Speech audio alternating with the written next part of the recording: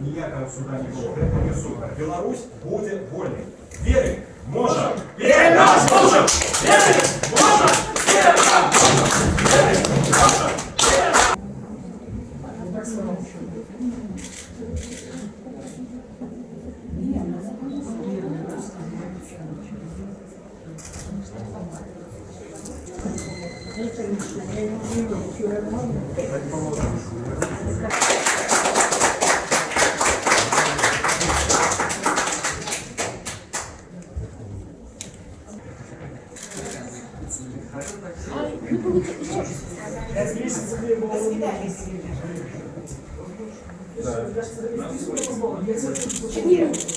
Привітання тати, привітання дітям, то все.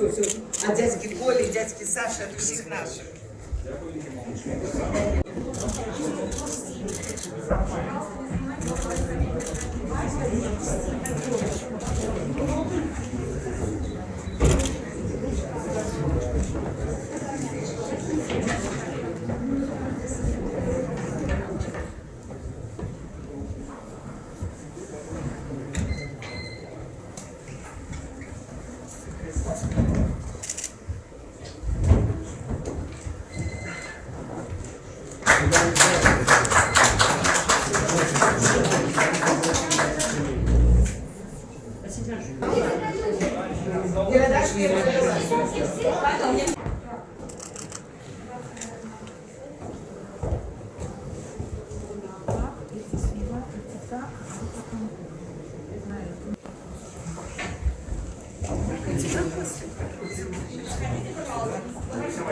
Давайте,